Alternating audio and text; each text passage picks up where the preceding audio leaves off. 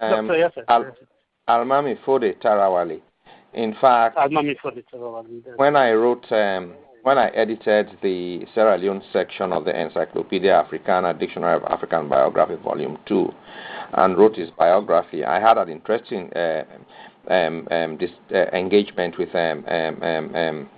Professor Eldred Jones, who questioned, my use of university to describe the educational institution that Fode Tarawale had set up.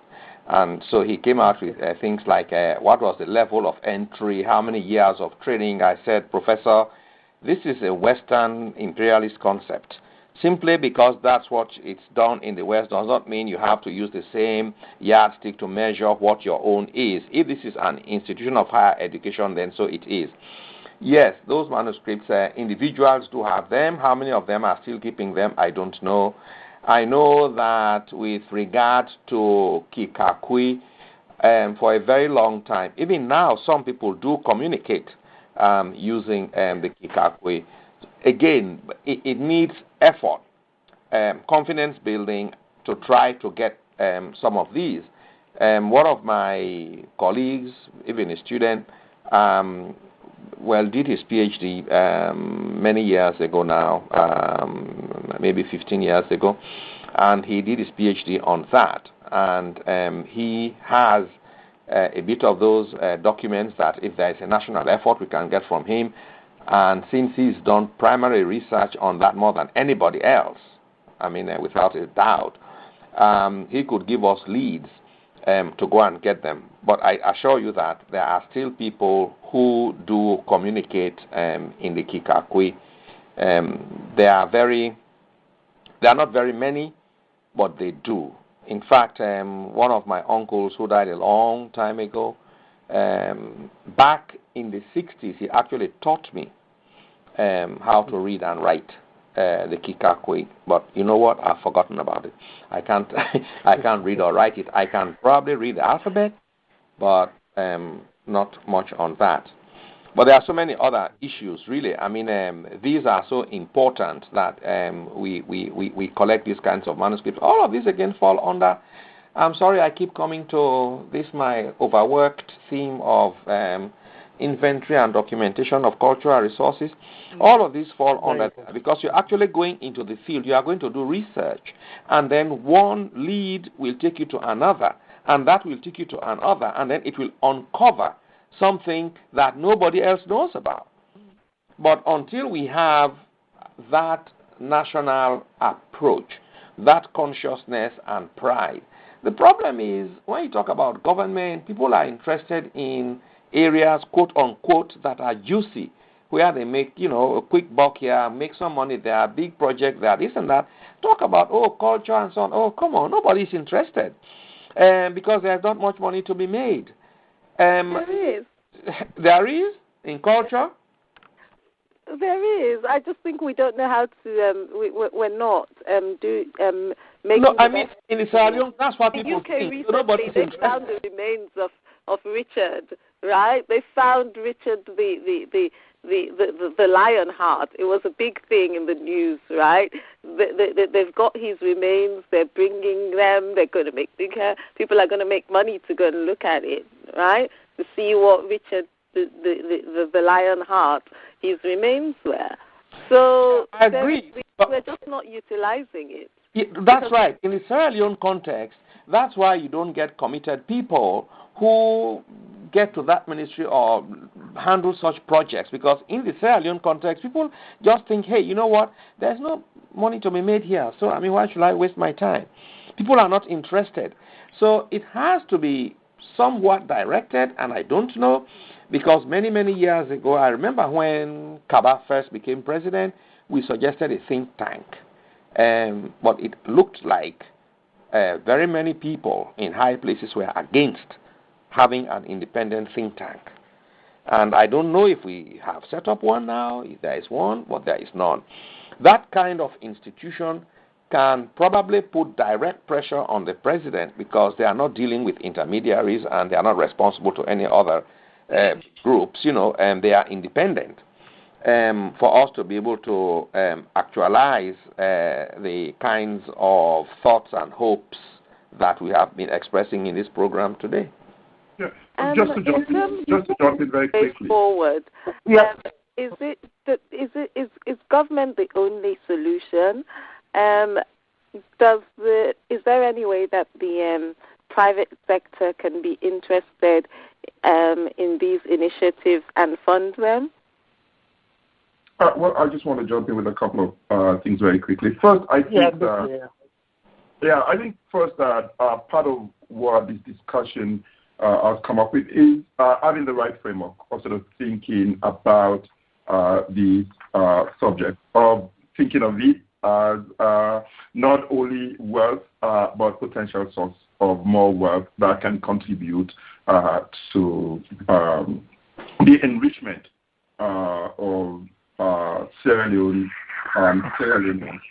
Actually, I think the first thing is to get the right framework. And the right framework is not only an issue of popular sentiment, it's not only an issue of popular discussion, but it's also an issue of serious politics, of what politicians in the country and what people in the country prioritize.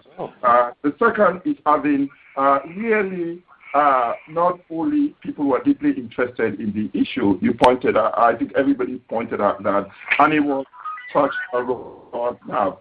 But imagine if we had in Sierra Leone a substantial section of people, not only within the country but outside the country, who say this is a matter of serious interest to us, and we want not only policy, but we want action on this. Things don't get done simply by themselves. The politicians, left to their own particular devices, would act on their own very narrow interest. What we need to do is create a national constituency that is both within Sierra Leone and outside Sierra Leone to make sure that we have movement on this matter in terms of not only laws, but also government policy, and as Kamal said, budgeting, but most important, action. Last key point that I want to talk about that Kamal just mentioned, and Madi, you talked about Kikako.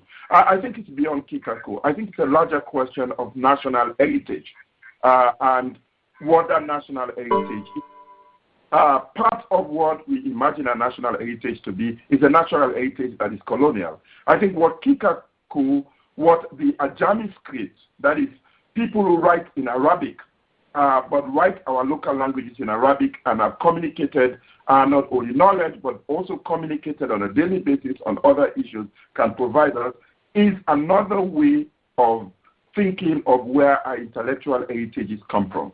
So our intellectual heritage is not only English that we're taught in school. We have intellectual heritage that is indigenously grounded in Kikako. We also have another intellectual heritage that is mediated by Arabic, and it comes to us culturally not only through Arabic script, but also our Arabic script is mediated. Last point, it's also about material culture, about things that are immensely valuable, that tell the story of our lives, but that sometimes people think are not worth anything. Old dresses, old utensils, portraits, people's personal diaries of their lives. And I'm much more concerned, honestly, about what Sierra Leoneans have kept over time and Sierra Leoneans' material culture. I'm less concerned about what is outside and what people hold outside, except if it's Sierra Leone material culture. We have a lot of Sierra Leone material culture spread around the world. I was looking over the internet one day, and I came across anomaly soapstones. You go to the museum, there are no anomaly soapstones, but these are heritage, pieces of Sierra Leone heritage that are scattered around the world. One of the things that the National Monument Commission can do, and the other thing that a cultural policy and a budget can enable us to do, is to not only look for what is within, but also make a concerted effort, as is being made in Egypt, as is being made in Nigeria, has been made in Ghana, to say, let us look for where pieces of the Sierra Leonean past are scattered, and let us see if we can retry some of those. Thank you. Thank you so much, Doc. I think we're going to take a very short break, and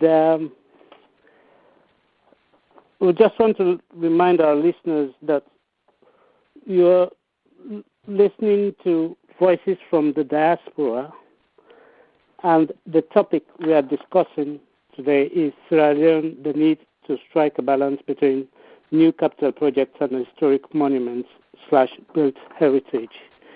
And we'll be back.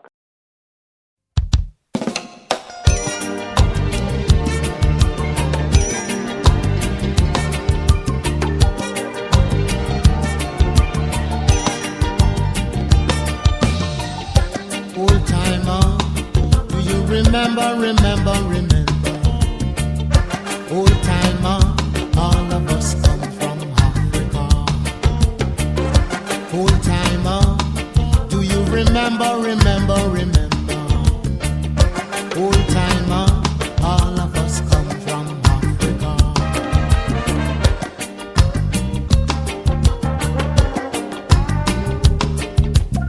During the days of slavery, some of us sent to east, some of us sent to west, some of us sent to north, some of us sent to south. Old timer, do you remember? Old timer, all of us come from Africa. This program has been brought to you by African Sports Monthly Magazine, a digital online sports magazine for Africa covering all sports disciplines across all of Africa, bringing you insights into the inner workings of sports across the continent. Check the latest edition out by visiting www.africansportsmonthly.com. Again, that is www.africansportsmonthly.com. Old timer, remember we chanting Rastafari. Old timer, remember we chanting His Majesty. Old timer, remember we chanting Marcus Garvey. Old timer, do you remember?